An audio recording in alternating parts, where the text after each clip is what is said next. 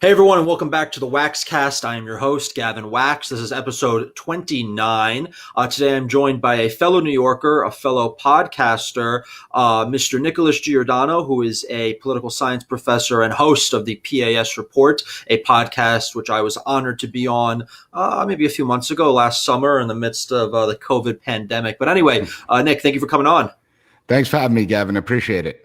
Of course. So I wanted to bring you on because I've seen you on Tucker. You're kind of you could talk about anything. We could talk about a ton of different subjects, and I want to get your opinion on a whole slew of things. But I guess let's start out with you having a unique perspective, being a professor in a liberal state in a field that is generally dominated by people on the left. You tend to obviously have your own opinions, but I'm curious what your feelings are about the campuses in this country. Have they become breeding grounds for leftism, wokeism, cancel culture? They all seem to really start on campus, and now they've certainly worked their way into the mass media, into mass culture, and into our political sphere generally. I mean, what do you make of this?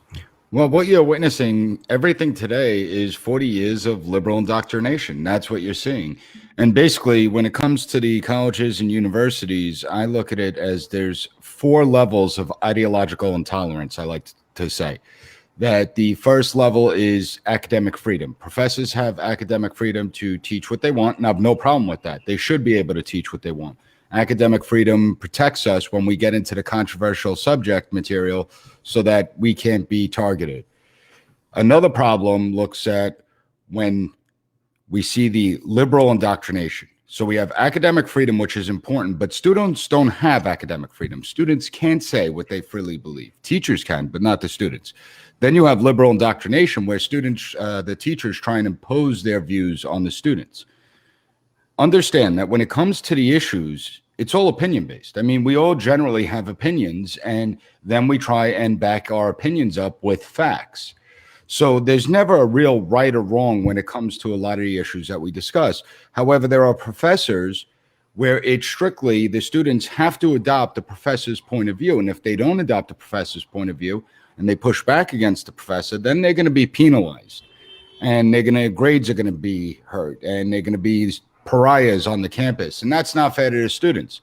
The reality is what that does is it shuts a student down. Students will remain quiet. They're not going to speak up. They're not going to speak out. They're going to essentially go into hiding. And the problem is that you're destroying critical thinking, which is extremely important, especially in this day and age when we see everything going on. And it's the whole point of a campus and going to college is to develop these skills and to learn new ideas and concepts, and have to validate them and defend them and debate them. But it seems to be becoming much more of an echo chamber where you're just regurgitating almost party slogans, so to speak. But do you think this is much more prevalent in maybe the social sciences rather than the hard sciences, or do you think it's really infected all the different departments of these higher ed institutions? I think it ranges from school to school. So I teach over at a community college. We're much more in touch with reality because the student body is from a makeup that's a wide swath of people, from working class, people working 2 jobs, people taking care of families, people having kids, adults. So you see less of it there. In fact, my college is pretty good, I would say, in the social sciences department. We're still outnumbered. We're always going to be outnumbered for now. But it's probably a 60-40 split. That's good. That's not that bad. That's not that bad. That's better than some deep blue states if you look at their voting numbers. So 100%. But the real problem lies at the universities, the 4-year schools. That's where the real problems lie. And unfortunately, you see this vitriolic reaction to the concept, to the idea of freedom of thought and freedom of speech. Now, universities were the petri dishes of free speech, of freedom of thought. But we're now seeing... Absolutely. And in the last 10 years, what we've seen is these idea of speech codes, that we're going to start regulating what people say on campus to make sure that they're not saying anything hateful or offensive. Now, when we look at freedom of speech, I mean, the whole idea of freedom of speech is not freedom of speech with speech that you agree with. That's easy. The idea of freedom of speech is to listen to speech that you disagree with. Right. What the left has successfully done, though, is anytime you give a diverging point of view, they don't label it as a disagreement. What they do, and this is, they're very subtle in their ways, but what they'll do is they'll label it hate speech, Right. and they'll start to classify you. So if I'm talking about something like Islamic terrorism, well, then I'm an Islamophobe. If I'm saying that, I don't believe that a transgendered person should be able to play in girls' sport, well, then I'm transphobic. If I'm Right. talking about illegal immigration and I think borders need to be secure, then I'm a racist and a bigot. And You're so they hateful. You're delegitimized. Your views now have no meaning. absolutely. And so with these speech codes, we see it's gone to ridiculous levels where you had a member of Congress say amen and a women just two Yeah. weeks ago. Right. Now, the word amen has nothing to do with actual men and women, Right. nothing to do with that.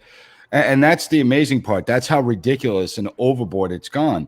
They're And then, justifying ignorance, and they're hiding their ignorance behind this wall of political correctness and politics, and it's kind of absurd. But you brought up another interesting point, how maybe a community college and certain schools are very different from the more elite universities. And what we've seen is it tends to be the more elite the institution, the more expensive the institution, the more prestigious that institution. It tends to be way more infected by this sort of left-wing ideology. I also went to a community college. I then went to a commuter school, and most of the people I attended school with, they were working multiple jobs. They were first-gen immigrants. They had families. They were working class people, and they never really dabbled in the kind of social justice woke culture that we see in, say, a 4-year liberal arts school that you're paying $100,000 a year to attend. It really seems to have been the bread and butter of kind of like this elite bourgeoisie upper middle class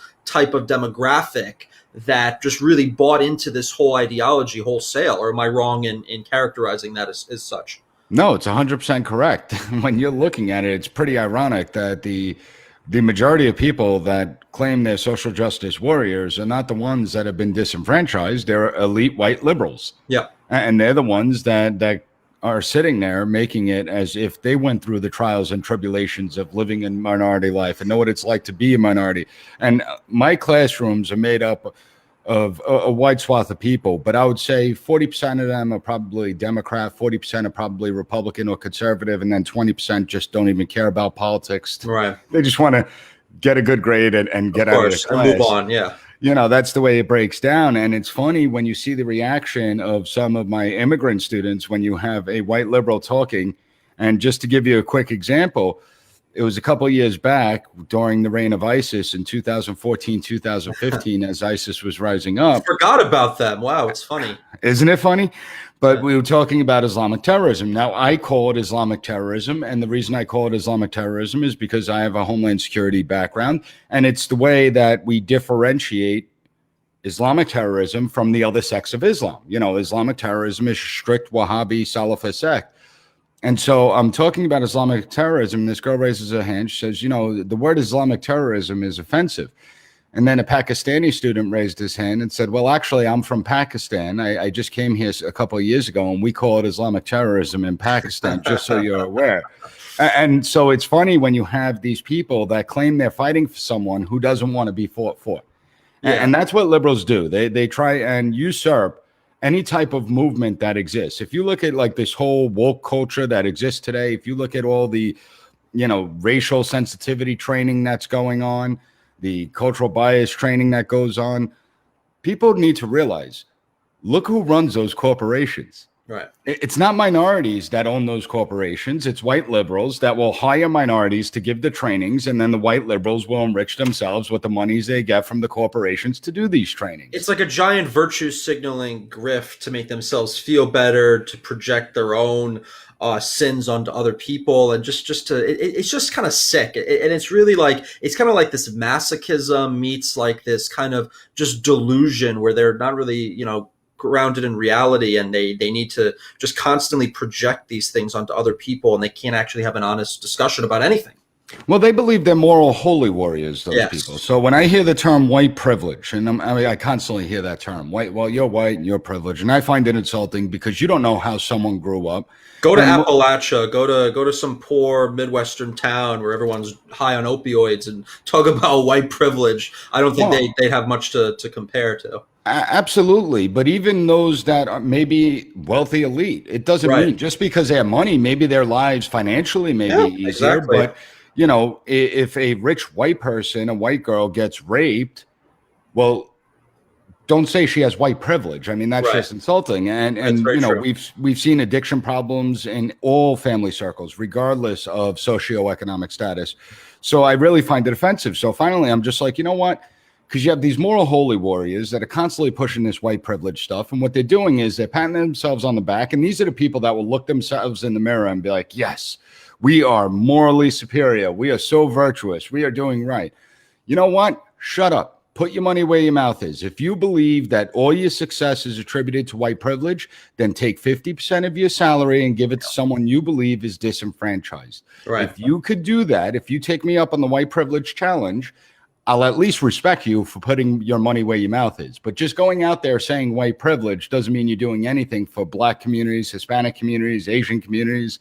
It's such a joke. It's a farce. It's self But righteousness. It's moral hypocrisy. It's moral posturing, and it puts them in this position where they can justify a lot of the stuff we were talking about even earlier: cancel culture, canceling yeah, people, doxing them, having them lose their jobs, destroying their reputation. They can justify all these heinous actions because they've elevated their positions to this moral high ground, and they've reduced everyone else's opposing views to essentially, oh, they're either Nazis or they're fascists or they're racists or whatever it is, every negative pejorative they can think of. So in their minds, everything they do after that is justified because they're the holy warriors, like you said, they're the righteous ones, and the rest of us are just these uneducated vermin. absolutely. And their arguments started to lose steam because for the last, you could go back the last 20 years, the label racist has been thrown out and used constantly. It was used against Republicans in every single election, that you could possibly think of. And they used it to such a degree when President Trump came into office that it kind of lost all meaning. And so now you notice how they're not saying that it's racism anymore. They're not screaming racist anymore. Instead, they're saying that just everyone's white supremacist now.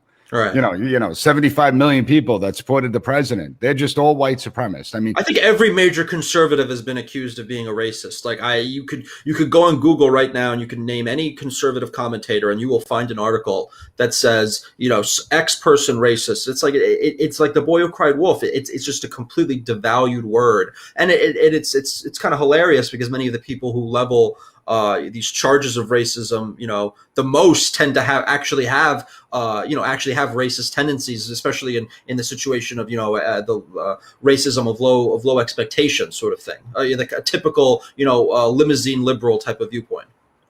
yeah, and but it's getting scary now because obviously nobody wants to be labeled a white supremacist. I mean, if Right. you're labeled a white supremacist, it could destroy your life, your livelihood, everything Exactly. that you've built up over the years. And it's weird because I look at it from someone that was born in the 80s, grew up in the 90s and the early 2000s. You look at the race and race relations in the United States and how far we've come, the advances we made, that who would have known that we had nearly 100 million white supremacists running around this country. I never would have known that from what I witness day to day on the front lines in the education system. And when you go back to the early 1900s, when the Ku Klux Klan was at the height of their power, country was 120 million people, and there were 4 million people that were part of the Ku Klux Klan. And they held high positions. Some were politicians, some were police lieutenants, police chiefs, some were in the military. Today, the estimates are, and this is for the Ku Klux Klan, the estimates are that there's between 4,000 and 6,000 members of the Ku Klux Klan today. There's neo-Nazis today. You have other white supremacist groups that do exist. It's not like they're fictitious. They do exist, but they are such a small part of our country. And you're always going to have morons in a society, always going to have morons that just hate. But the white supremacists you don't have really that many avowed white supremacists that are out in the open. I mean, you know, I tell my students all the time, you're not going to see someone on campus walk in a Ku Klux Klan outfit Right. holding a burning cross. And if you did Right. see that, how long do you think it would take before that person's on their back getting pounded out? And that's the thing. Like, we don't tolerate racism in this day and age. So when you're labeling everything racist, when you're calling everyone a white supremacist, you start to lose meaning of words. But the left is doing it in order to shame and silence and censor. And what worries me is that they're trying to marginalize not just a small group of people, they're trying to marginalize literally half of America that's Republican, that's conservative. They're trying to lump everyone into what took place at the Capitol building a few weeks ago and say that that represents all Republicans and conservatives. And it doesn't. It's not even reflective.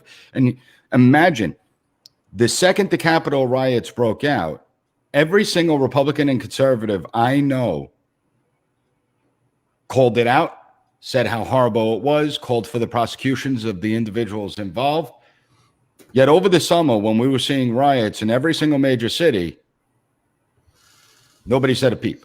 Yeah, it's the double standards. The double standards just run so deep in our political discourse, and I think a lot of people are starting to see through it. I mean, obviously, the mainstream media, the mass media, they run cover, they run interference for a lot of this gaslighting and a lot of these, just blatant double standards. But there's only so much they can do, and I think people, especially that's why, the internet and alternative sources of media and information are so important, because if you can cut down to the facts and you can see unfiltered news, which is what the internet really brought us in many ways, you're able to for now, yeah, that's where I'm segueing to. But that's what allows people to come up with their own determinations in terms of what's going on here, and unfortunately many people they think just because they watch CNN or they read the Atlantic or the New York Times that they're somehow informed about what's going on, and they're getting an honest view of things. Maybe that was true 20, 30 years ago, but these legacy media outlets are largely just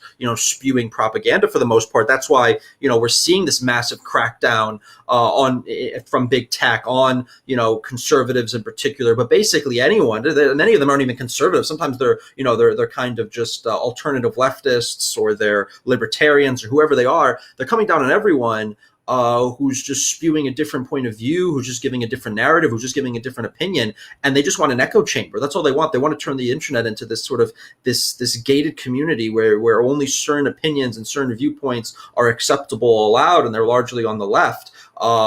But that's basically what we've seen. We've seen a transfer of this cancel culture mentality from the campuses into corporate America, into the political sphere, and it's very damaging.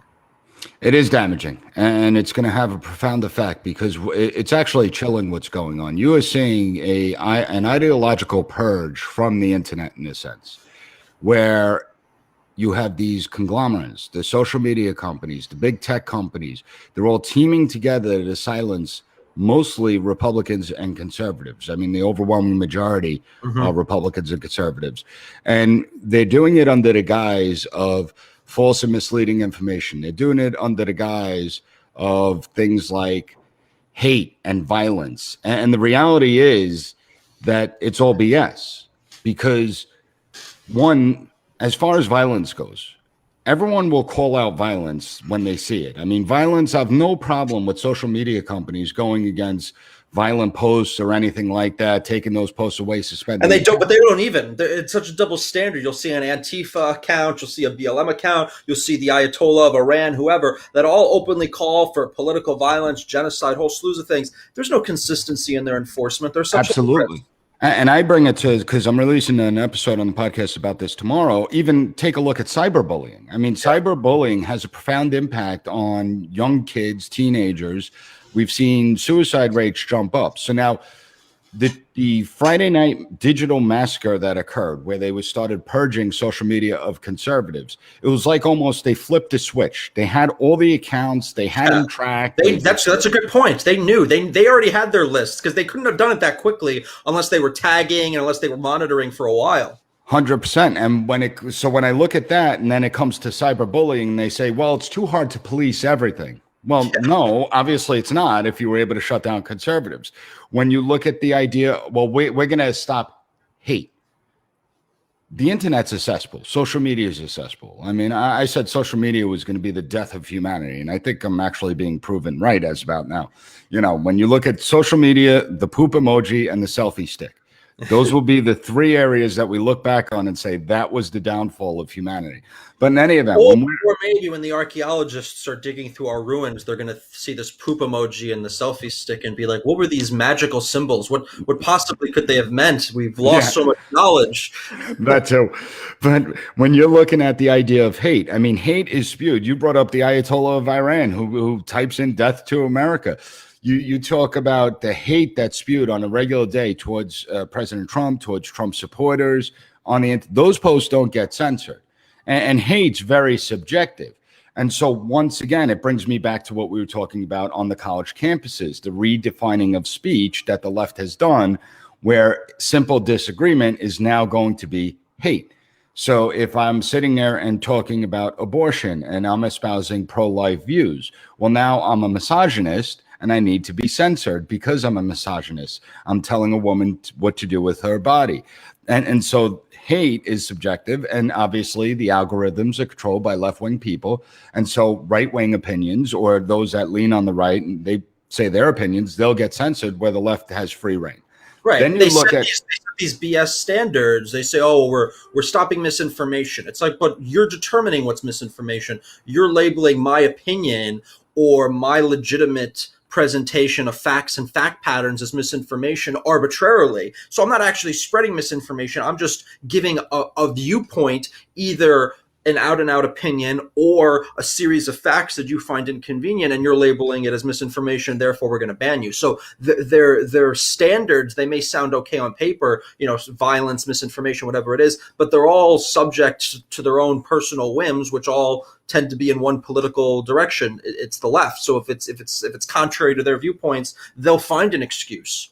Well, and that's the thing. So when we look at the idea of false and misleading information, okay, now false and misleading information is a big problem on the internet. I see it every day. I see it from the left. I see it from the right. I see it all over the place. People saying, "Trust the plan." Trump's gonna trust the plan. I'm still waiting for this plan.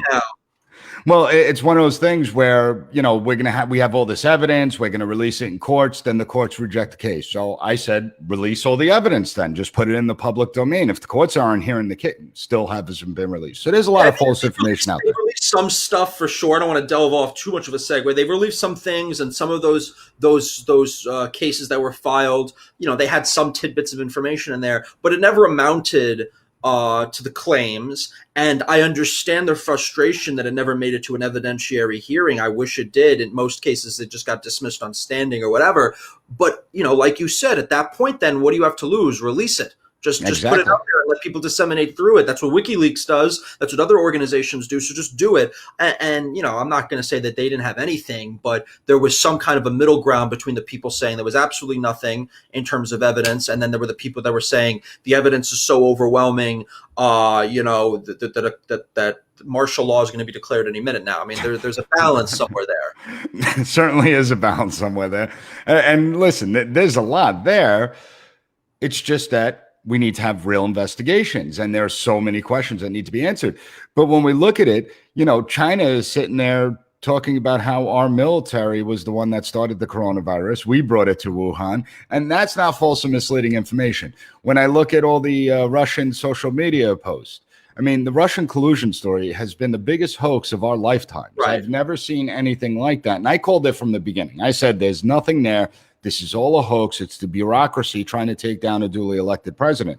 Yet all those claims that have been totally disproven false, you go look at their tweets, they don't have any false or misleading tabs. They haven't been suspended for passing rumors and lies and everything. And so you have these giant tech companies that are basically forcing people to think a certain way because they're the gatekeepers of information. You have Google, Apple, Amazon, also gatekeepers of information. And the scary thing is the giant corporations now are delving into all these social issues. They're getting into all these different political issues. Now, I understood when the corporations would lobby against laws and regulations against their particular industry, that's going to hurt their bottom line. That makes sense. But why is Nike making statements on abortion? Why is Citigroup sitting there saying we're not going to give loans to any gun store that sells guns to people younger than 21, regardless of what state law means. They see this as a way to deflect any negative press or attention from their own practices. So in the case of Nike, they're basically employing slave labor in China. Why would anyone want to talk about that when they can go out there and, support Kaepernick and support BLM and join all these popular movements? They don't want to have to deal with the mob. They don't want to be politically courageous. So they'll embrace all of these sort of left-wing all this left-wing dogma, because it'll basically act like an insurance policy and either get these people off their back or redirect grievances away from them to other people. I mean, we saw with Walmart. I mean, Walmart used to be, the biggest, enemy du jour of the left. I mean, Walmart was the reason for everything. And I actually,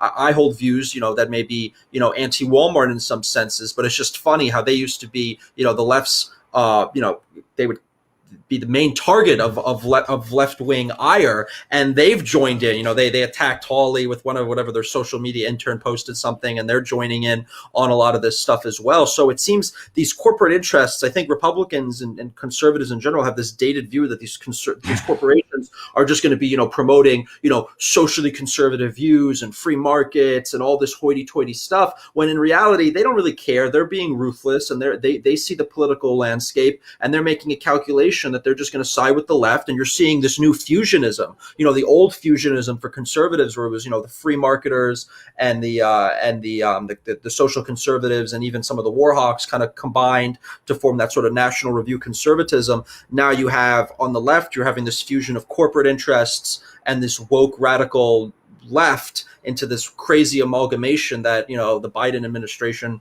perfectly encapsulates. And I think it goes deeper than that. I think that these companies, the PR wings of these companies, the ones that also develop their harassment policies and all that, a lot of them are from these left-wing four-year institutions that we spoke about. Yep. And, I'm going to read you a quote. This is a business, a New Mexico business. It's called First in SEO. They put out a statement after the whole Capitol building. And the statement was, quote, if you are a Republican, voted for Donald Trump, or support Donald Trump in any manner, you are not welcome at First in SEO, and we ask you to leave our firm. That was a memo they sent to their employees. And think about how dangerous that statement is. Right. So if you are a Republican, doesn't matter if you supported President Trump or not, if you are a Republican, then they want you to leave. If you supported Trump, then they definitely wanted you to leave.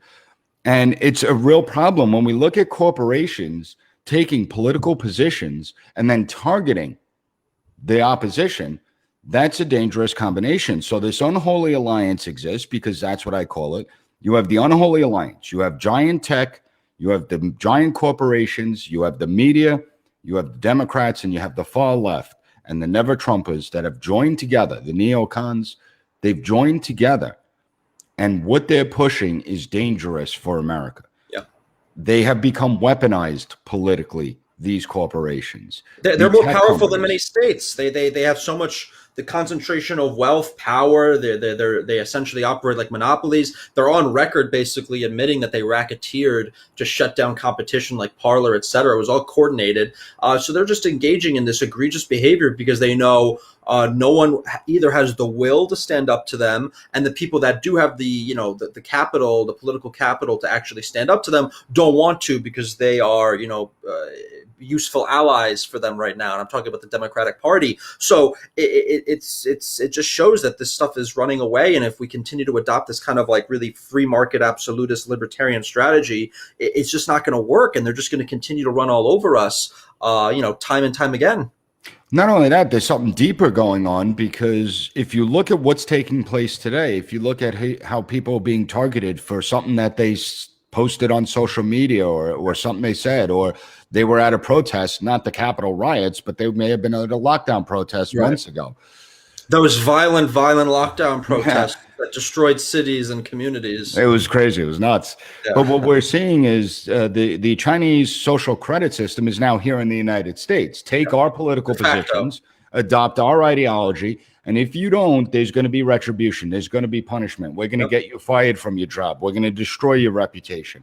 And that's the scary part, because with all the rhetoric of people being labeled white supremacists, people being told that they're insurrectionists, just lumping everyone in together, told that they need to be deprogrammed, re-educated. These are the messages that we are now hearing, not just from far left kooks. We're hearing it throughout the mainstream of our From society. respectable people, yeah. Exactly. And all they're doing, and once again, I was in Homeland Security.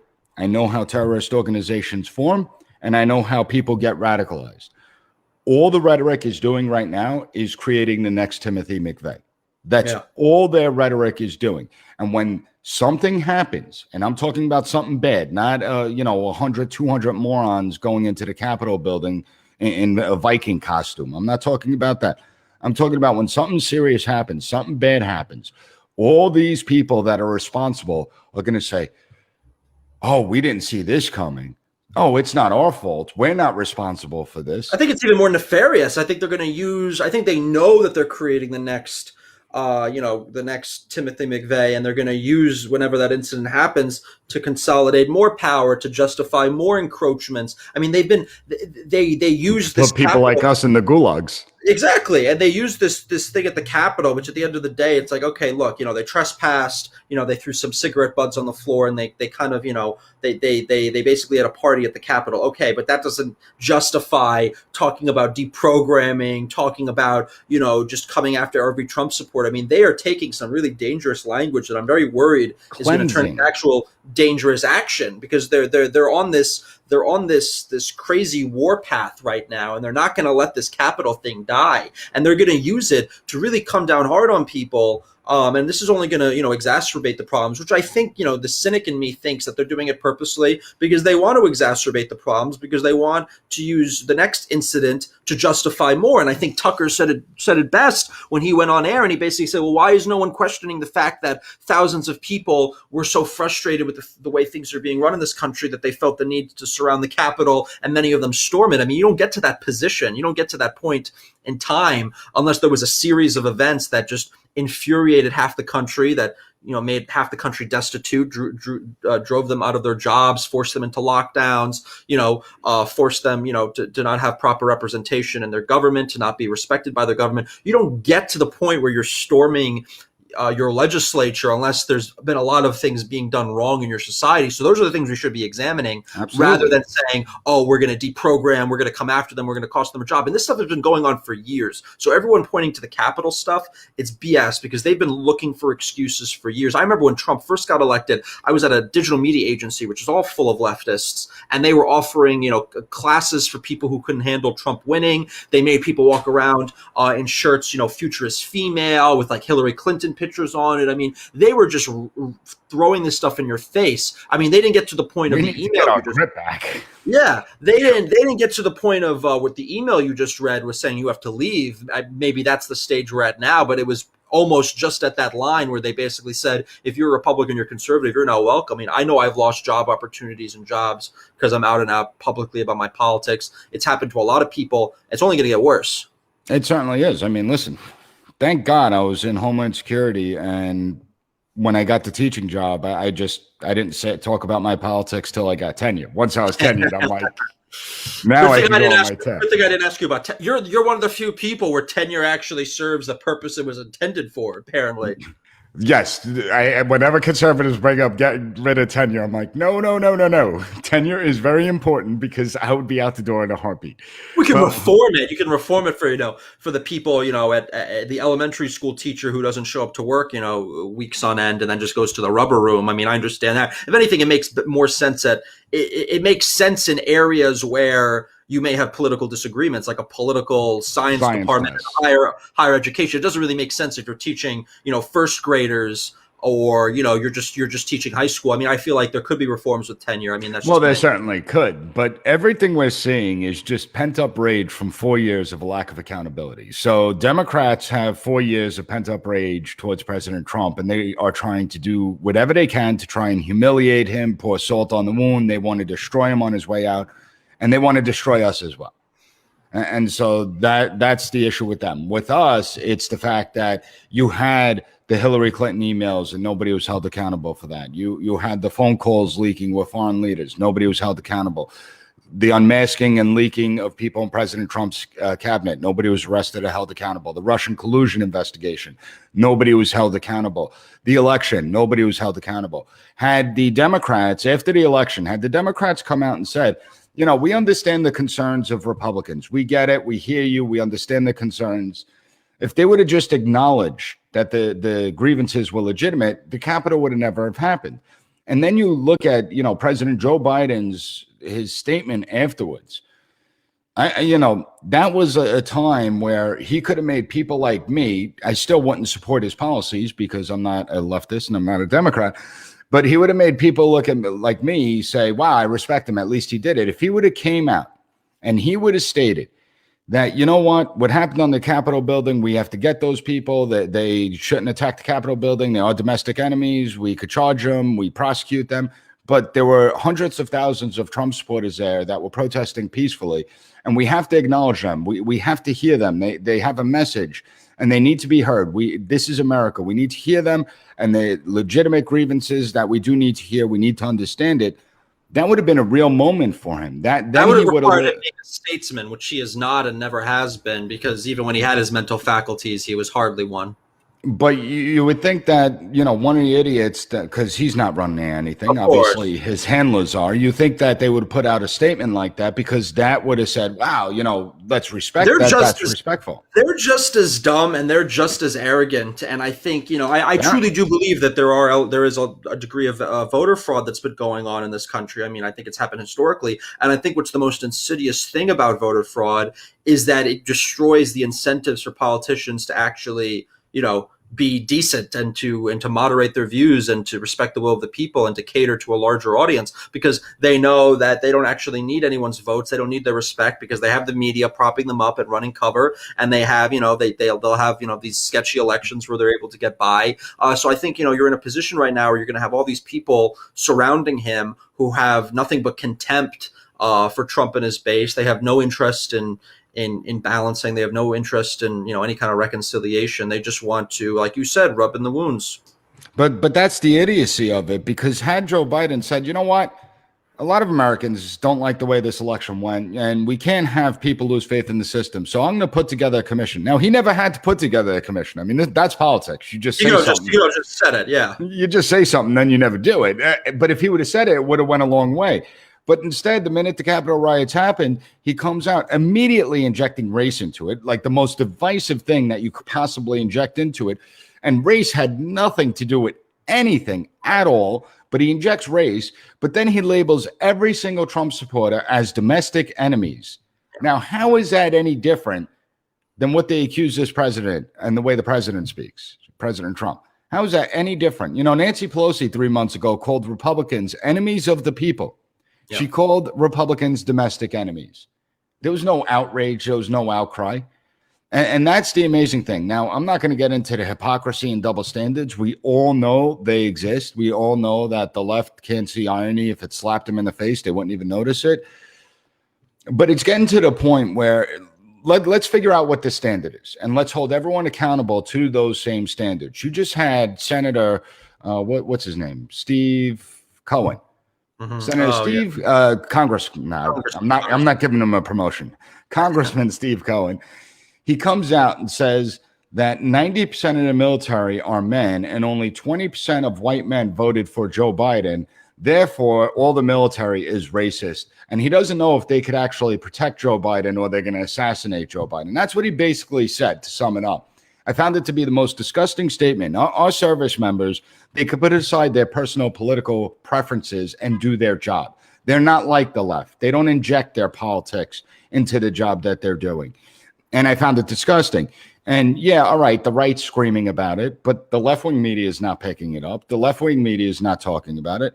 You have Jake Tapper, who basically totally degraded a congressperson who was disabled, Vietnam, I think it was Vietnam veteran, disabled, lost both legs in the war.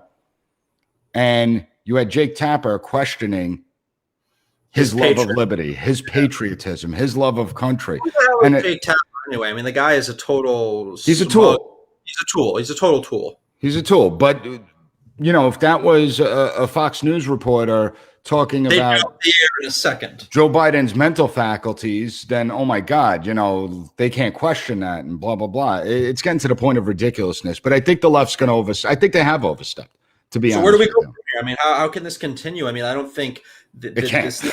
this level of tension, this level of animosity. I mean, everything you're talking about, everything we've been talking about. I mean, this is only it's going to create other situations that are going to make the Capitol chaos look mild in comparison. I mean, people are angry, people They are are. mad, people are sick of this, and rightly so. And they're not going to take a lot of this lying down. And based on what Biden is trying to push, based on what they're talking about, his first 2 years are going to be pretty egregious in terms of the stuff that they're going to ram through Congress. If they could get rid of the filibuster or whatever deals they could strike or whatever he can do through executive order. But it's definitely not going to be one of unity. It's definitely not going to be one of healing. It's definitely not going to be one of promoting some kind of unified approach. It's certainly just going to be about consolidation of power, political retribution, and all these other disgusting things. And I'm worried about where that's going to lead. Well, here's the thing. First of all, it's going to be the most radical administration we've seen, period. Okay. And that we know. However, Republicans and conservatives have to be smart. Now, I'm hearing talk of like civil war, new American revolution. That ain't going to help. That's not solid. That's just going to make everyone's life even worse. It's not like we have this easy divide where we could just get a divorce from each other and go on in our separate ways. A civil war is going to destroy everything, and it's going to be a multi-year engagement. And we're talking block by block, street by street, because I don't care if you're in a red state or a blue state, progressive, liberal, Democrat, conservative, Republican, libertarian, we all live on the same blocks. We have Unless beers you're in with West each other. Virginia. Unless you're in West Virginia. Yeah, well, that's mostly Republican now. But I'm saying we're all in the same blocks. We grew up together. We've shared beers together. We're friends. So we're not realistically going to go to civil war block by block. And I just think that's a bad. We shouldn't even be talking about that. As far as Republicans, how bad things are, that it's become a common I know that's the scary part. That's people. I mean, do you think anyone in Yugoslavia, 1975, thought that they were going to be dealing with the stuff they were dealing with in 1995? I mean, this stuff happens. It happens quick. It does, and it happens quick. It happens very quick. But Republicans and conservatives have to be smart. We have to, first of all, we have to start using the left's tactics against them. Okay, we got to start getting involved at the local level. Too much. We try and look at everything as national. But we have to look locally. And what I mean by that is, you don't like election fraud? Become the poll workers. It's not that difficult. You fill out a form, you go there on election day. They take everyone pretty much. So why is it 80% Democrats are the poll workers and only 20% are Republicans? We become the poll workers, including in the urban areas, including where we see massive fraud, and that helps. More importantly, we got to start better organization, better ground game. We got to start the better groundswell of support. We got to go into the communities that we've basically ignored. And I've been saying this for the last few years, that we look at some of these urban areas, Republicans just gave up. They just abandoned them. Well, guess what? I looked at Joe Biden's 100-day plan, his 100-day plan. I saw transgender rights.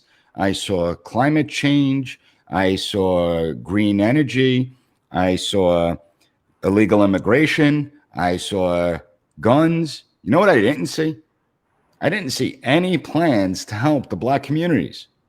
I didn't see any plans to help the Black communities. I didn't see any plans to even help the Hispanic communities, because not every Hispanic issue is immigration. I mean, there's a whole swath of Hispanics that care about the economy, and that's their most important issue.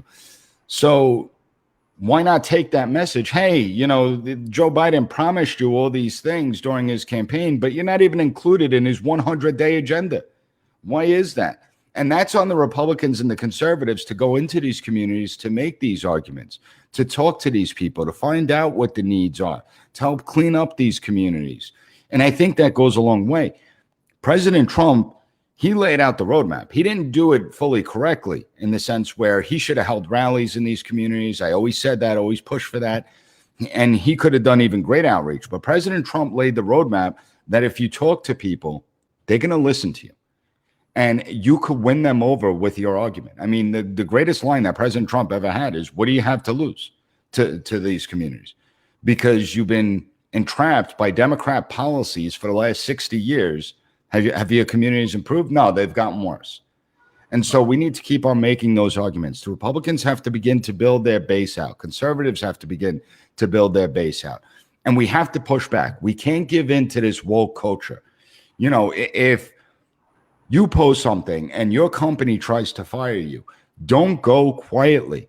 Tell them you're going to hire a labor lawyer, that you're going to fight this thing to the end, that you're going to get on the news programs, you're going to bring the bad PR. You got to fight back. Yeah.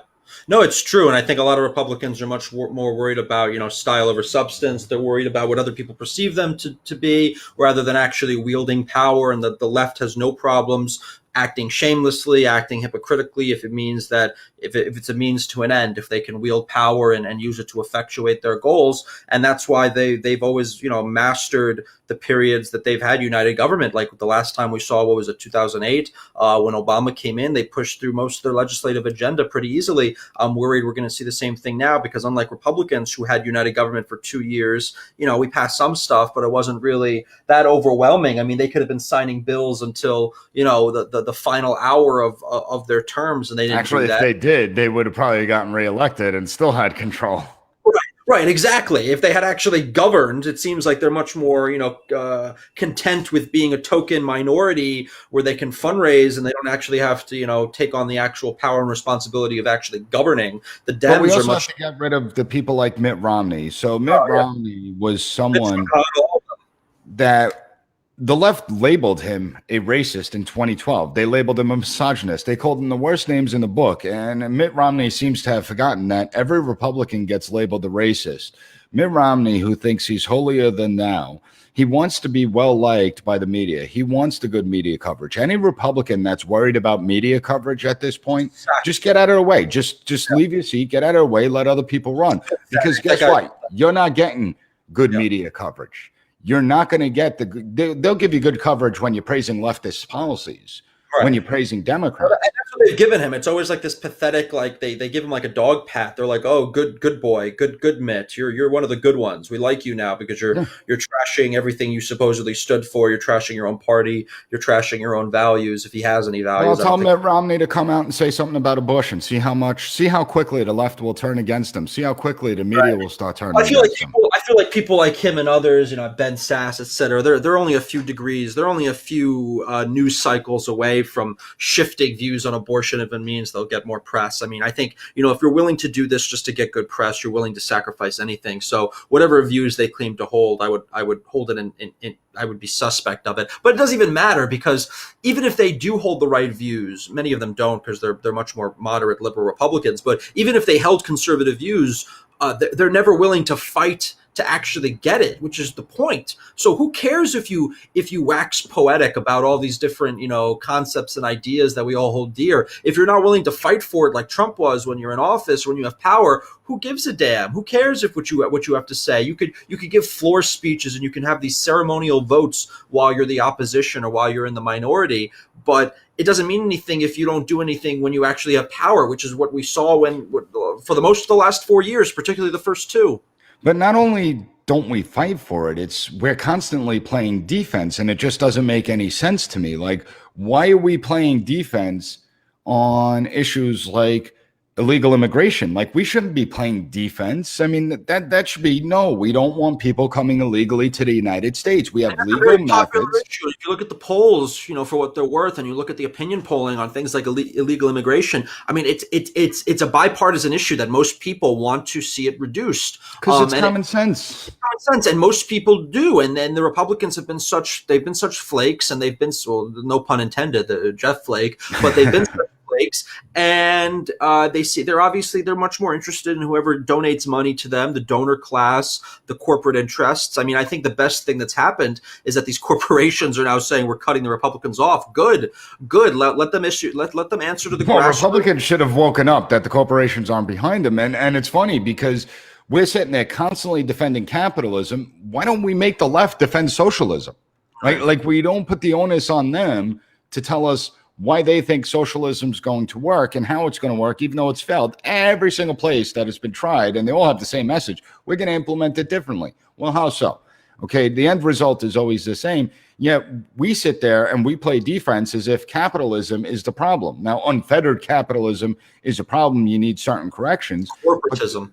But the reality is that exactly corporatism, that we're sitting there playing defense. When it comes to abortion, we're playing defense. And we played so much defense that the argument has moved, has shifted, not about, whether we should be pro-life or pro-choice. Now it's about, should there be third-term and partial birth abortions? That's how far the conversation has shifted. We're always fighting. All conservatism has become, it's like, well, we always just move the goalposts. We're just trying to conserve something that would have been completely antithetical to conservatism 10 years ago. So it's, well, we're against abortion. And now 10 years later, it's like, well, we're only against this type of abortion. And then 10 years from now, it's like, well, we're only against if it's government funded. So it's like the goalposts keep moving, and it's like you're constantly, on the back. Because the left is smart. They control the narrative, and Republicans are dumb. We don't know how to take over the narrative when we should be doing that. Exactly. And that's a great point to end on, because narrative is really what drives the political discourse, and the left has mastered the art of crafting narratives and framing the narrative, and Republicans play within their box, within the Democrats' frame, and that's why we always lose. But I'm glad I had you on, because this was a great discussion, and I definitely want to have you back on again. And I want to pass the last word off to you, Nick. Please let us know where we can follow you, your podcasts, and all your work. Well, for right now, I haven't been thrown off social media yet. Although Facebook and the tyrants they did stop me. You lost followers. Have you got a purge? Yeah, I did have a purge. I lost 5,000 followers in a matter of like 3 days. It's crazy. And now Facebook banned me from posting in groups for like the next week, I guess because of the inauguration, because they're tyrants. But in any event, you can still follow me on Twitter at P.A.S. Report. You go to PASreport.com. That's the website. Podcast is there. We're on every major platform that's out there. They haven't been thrown off yet. So we're still good in the social media realm. And now I'm on like MeWe, Cloud Hub. I'm trying to learn like 6 different social media platforms at once, and it sucks. Yeah, I'm hoping one of them they all have their issues. They're never perfect. I'm on Gab now. I like it because they gave me a blue check. But it's impossible to get on. Slow. The UI is good. It's just slow. Unlike Parler, where the UI sucked.